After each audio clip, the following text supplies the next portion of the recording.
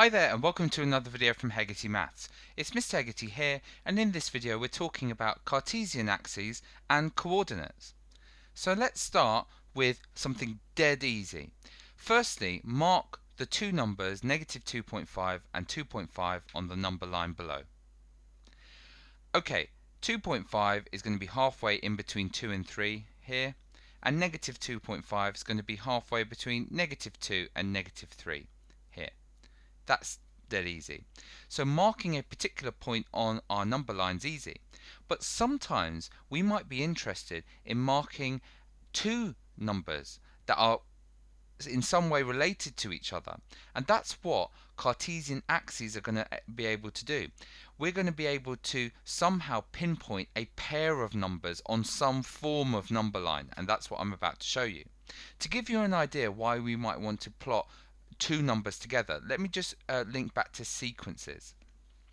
Let's start by considering that sequence there. Now, that's the first term, that's the second term, that's the third term, that's the fourth term. Remember, we can find the nth term. How do we do that? Well, the sequence is going up in sevens, so the we would write the 7 times table here, so 7, 14, 21, 28, and the nth term would be 7n. So the nth term of our sequence, because we're subtracting 4 each time from the 7 times table, it would be 7n subtract 4. And we've looked at sequences before. Now sometimes that sequence could be shown in a table like this. The position 1 has a term of 3 with it.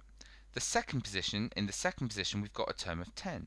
In the third position we've got a term of 17. In the fourth position we've got a term of 24. In the nth position our term would be 7n subtract 4. And it's just a different way of writing a sequence. And we might be interested in plotting 1 and 3 together on some form of number line, and what is going to be a Cartesian axis. We might be interested in plotting 2 and 10 together, 3 and 17 together, 4 and 24 together, and n and 7n subtract 4 together. Now when mathematicians have two things that they want to plot together, they tend to use x and y to do it. They would call one of the sets of numbers like x numbers and the other set y. So all I've done here is replace position with x, replace term with the name y, and replace n, obviously the nth position, with the x position, which would be 7x subtract 4 here instead of 7n take away 4. And mathematicians tend to plot these in pairs like this, and they call them x and y. So they might want to plot x and y where x is 1, y is 3, x is 2, y is 10, x is 3, y is 17, x is 4, y is equal to 24. They're interested in plotting those. And how would they do it? Well, let me show you by an example. Because we're interested in plotting two numbers with each other, let's have one number line going horizontally across, which we call the x-axis. Let's have another number line going vertically along, which we're going to call the y-axis. So x is always right or left. It's telling you to go right or left. And the y number is always telling you to go up or down. So up or down. Right? So let's try and plot these points, and I'll show you just by way of example. What do you think 4, 5 would be? Or how would I plot that on this Cartesian axis? This here is called a Cartesian axis. It's called Cartesian, invented by Descartes. Well, what do you think 4, 5 would be? Well, it means 4 to the right and 5 up. It would be here. So that point there would be 4, 5. What do you think negative 4, 5 mean? Well, negative 4 means don't go right 4. The first number always tells you to go right or left. The negative 4 means go left 4, and the positive 5 means go up 5. So that there is negative 4, positive 5. What do you think 4, negative 5 mean? Well, positive 4 means go to the right, always go across first, go to the right 4, but then negative 5 means goes down 5. So this here is 4, negative 5. And what do you think negative 4, negative 5 means? It doesn't take much to work out. It means left 4, down 5. This here is negative 4, negative 5. And that's how we plot things on the Cartesian axes. All of these are examples of what we call coordinates. They have an x number and a y number. X tells you to go right or left. If it's positive, you go right. If it's negative, you go left. The y number tells you to go up or down. If it's a positive number, you go up. If it's a negative, you go down. And that's basically it. So let's try some examples here. Let's start off here, and I want you to plot each of the following coordinates. Pause the video and make sure you know where they go. 1, 5 means 1 to the right, 5 up. So let's put a cross there and let's label it 1, 5. 4, negative 3. That means go to the right 4, always go across first. Negative 3 means go down 3. Let's mark that there and let's call that 4, negative 3. Negative 2, negative 4. Negative 2 means go left 2 and it means go down 4. So that would be negative 2, negative 4. 6, negative 1. Go across 6, go down 1. I'm sure you're getting the hang of this now. 0, 5. Don't go across at all, but go up 5. It would be there. So that would be 0, 5. Negative 3, 0. Go to the left 3 and don't go up or down. So just there, there's negative 3, 0. And negative 4, negative 4. Go to the left 4, go down 4. And there we go, negative 4, negative 4. Okay? Right, next. Pause the video and for each part A to H, write the coordinate that describes that point. Okay, A is here. That's 2 right, 1 up, so we would write that as positive 2, positive 1. Done. B here. Well, that's 4 left and 5 up. So 4 left we'd write as negative 4, 5 up we'd write as positive 5. Remember, we always write the x number first, the y number second. C here. Right. C is there.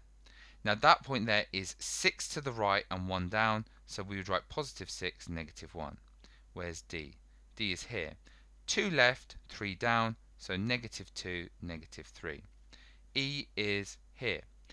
Nothing across, you don't go right or left, but you just go 3 up. So 0 across, 3 up, we'd write as 0, positive 3. F here. We're going to the left 5 and we're going up or down, nothing at all. So it's going to be negative 5, 0. G, well, where is G? G's here. So we're not going right or left, we're just going down 4. So it's going to be 0 to the right or left, down 4, i.e. negative 4.